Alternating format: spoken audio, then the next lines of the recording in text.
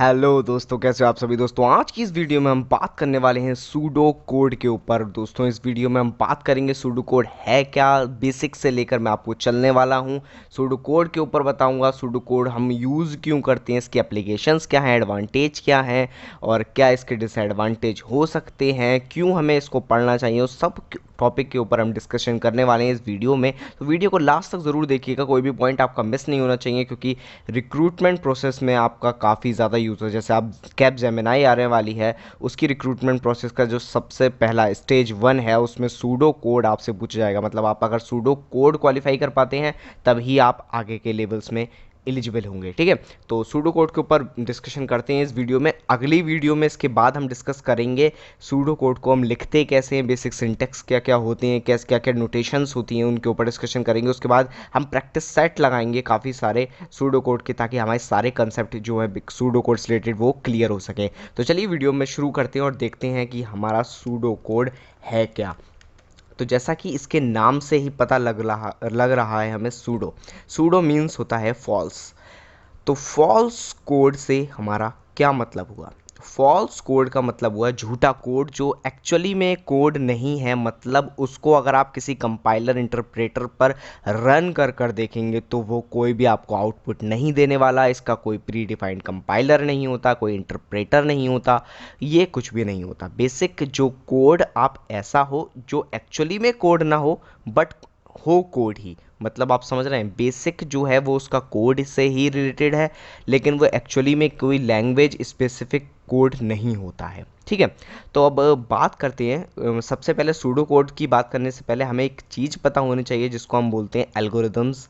अब ये कोई ग्रीडी, ये डायनेमिक प्रोग्रामिंग या आपकी डीएनसी डिवाइड एंड कॉन्कर इस टाइप के एल्गोरिदम्स नहीं है। ये सिंपल एल्गोरिदम जो हमारी बेसिक एल्गोरिदम होता है, यानी कि कुछ स्टेप्स जिनको अगर हम फॉलो करते हैं तो हमें हमारा जो आउटपुट है फाइनल या कोई प्रॉब्लम है वो सॉल्व हो जाती है। मान लीजिए आप एक एग्जांपल से मैं समझाता हूँ कि एक नंबर आपको, दो नंबर आपको गिवन है 2 और 3। अब इनको आपको ऐड करना है।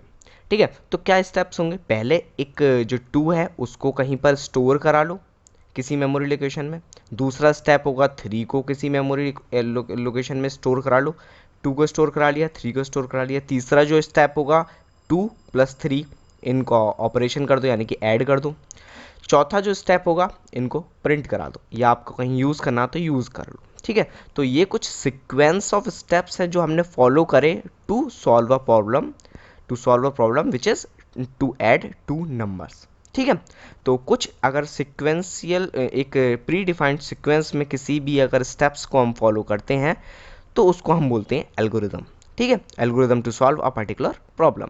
ठीक है, तो बेसिक क्लियर हुआ एल्गोरिदम का। अब एल्गोरिदम से ही कुछ जनरेट हुआ, कुछ नेव लैंग्वेज में हम, जो लेमन लैंग्वेज होती है उसमें हम सूडो कोड बोलते हैं। तो सूडो कोड भी बेसिकली यही है कि हमने एक मेमोरी लोकेशन में 2 को स्टोर करा, 3 को स्टोर करा, और 2 को 3 को और उनको ऐड कर कर प्रिंट करा दिया। लेकिन एल्गोरिदम में आपको क्या लिखना होता है, एल्गोरिदम में आपको कुछ टर्म्स लिखनी होती हैं, कुछ टेक्निकल टर्म्स लिखनी होती हैं, कुछ जार्गन्स होती हैं। लेकिन यहाँ पर जो आपका है वो ऐसा कोड हमें लिखना होता है सूडो कोड में, जो एक अगर आप 5th क्लास के बच्चे को भी पढ़ाएंगे तो भी वो समझ में आ जाए उसको। जैसे ऐड, या स्टार्टिंग से अगर हम बात करें तो हम सूडो कोड अगर लिखना है हमें इस पर्टिकुलर प्रॉब्लम का, टू ऐड 2 नंबर्स, तो हम लेंगे टेक टेक 2 नंबर्स, 2 नंबर्स। ठीक है, ऐड देम। इस तरीके से मैं कुछ परफेक्ट नहीं बता रहा हूँ आपको, एक आइडिया दे रहा हूँ बेसिक। ऐड देम, और मान लीजिए हमें उनको प्रिंट कराना है, प्रिंट देम, प्रिंट रिजल्ट। ठीक है, अब ये हमारा सूडो कोड हो गया इस सॉल्व करने को। अगर आप इस 5th क्लास के बच्चे को भी इस चीज़ को पढ़ाएंगे तो वो इस चीज़ को आराम समझ जाएगा कि हमें 2 नंबर लेने हैं, उनको ऐड करना है और उनको प्रिंट करा देना है। तो ठीक है, ये जो लैंग्वेज होती है सिंपल, उसको हम बोलते हैं सूडो कोड। लेमन लैंग्वेज में किसी भी प्रॉब्लम को सॉल्व करना सूडो कोड था। अभी आपको यूज़ कहाँ कहाँ पर आएगा, एक तो आपका कई सारी कंपनीज इसको यूज़ करवाती हैं नॉर्मली, लेकिन अगर आपको किसी कोड की अपनी प्रॉब्लम जो आपने बनाई है उसका आपको डिस्कशन करना है, या आप किसी कंपनी में आप जाएंगे तो मान लीजिए आपने एक प्रॉब्लम बनाई, अब आप अपने क्लाइंट को अगर ये जो एल्गोरिदम होती है या आप नॉर्मल कोड शो करेंगे तो हो सकता है कि उसको जावा C++ लैंग्वेज नहीं आती हो, वो नहीं समझ पाए आपका कोड, तो उसको समझाने के लिए आप बेसिकली सूडो कोड लिखेंगे, उसको समझा सकते हैं, ताकि आप मान लीजिए आपको किसी को कुछ और भी टॉपिक समझाने हैं, कोई कंसेप्ट समझाना है, तो आप उसको सूडो कोड में लिख सकते हैं ताकि वो इजीली उस चीज़ को ग्रैब कर सके। समझ रहे हैं बात को, क्योंकि ये जो लैंग्वेज होती है सूडो कोड की, वो कोई भी समझ सकता है, कोई भी सीख सकता है, ठीक है। तो ये लेमन लैंग्वेज में आपका कोड लिखना सूडो कोड कहलाता है, ठीक है। अब इसके एडवांटेज क्या होते हैं, एक तो हम जल्दी लिख सकते हैं, बेसिक किसी सिंटैक्स की ज़रूरत नहीं होती। मैं पॉइंट्स लिख देता हूँ आपको ताकि आपको क्लियरली समझ में आ जाए, ठीक है। तो सिंटैक्स, कोई प्री डिफाइंड सिंटैक्स होता है, नहीं होता। कोई आपका वेरिएबल और ये फंक्शंस, इस तरह की कोई चीज़ इसमें होती है लेमन लैंग्वेज में होती है, नॉर्मली होती है। ये नहीं है कि आपको पास करना है आर्गुमेंट, किस तरह से पास करना है, कोई बेसिक सिंटैक्स में ही आ गया वो, तो कोई सिंटैक्स नहीं होता है सूडो कोड के अंदर, ठीक है। कोई प्री डिफाइंड कीवर्ड्स नहीं होते हैं, जैसे आपकी हर लैंग्वेज के अंदर कीवर्ड्स होते हैं, तो कोई कीवर्ड्स नहीं होते इसके अंदर। It saves a lot of time, आपको कोई भी कोड लिखने में जितना टाइम लगेगा उसको आप उससे बहुत ही कम टाइम में आप सूडो कोड को लिख सकते हैं। तो बड़ी बड़ी एप्लीकेशन अगर आप बना रहे हैं तो बेसिकली जो नॉर्मली यूज़ होता है वो यूज़ हम करते हैं फ्लो चार्ट यूज़ करते हैं।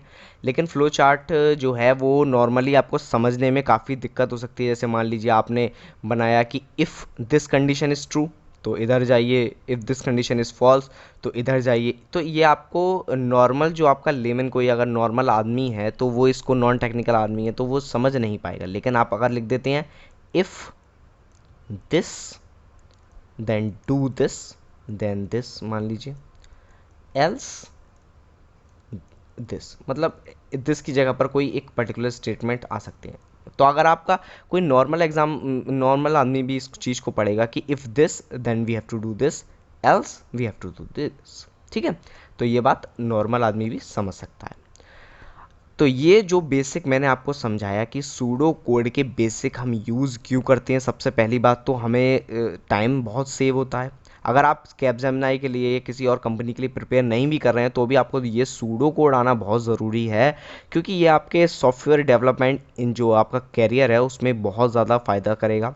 आप नॉर्मल जो बड़े बड़े कोड होते हैं उनको पहले सूडो कोड लिखवा कर समझ सकते हैं, समझा सकते हैं। अगर वो एक्सेप्टेड है तब आप उसको नॉर्मल कोड में कन्वर्ट करें, वरना कोड में कन्वर्ट करने के बाद अगर वो रिजेक्ट होता है तो आपको टाइम दिक्कत करेगा। तो इसलिए हम सूडो कोड को अक्सर यूज़ करते हैं ताकि हमारे ईजीनेस बढ़ जाए, क्योंकि ये इंग्लिश फ्रेजेस को यूज़ करता है सिंपल और आराम से लेमन लैंग्वेज में आपके कोड को लिख देता है। तो आपको समझ में आएगा सूडो कोड का बेसिक इंट्रोडक्शन।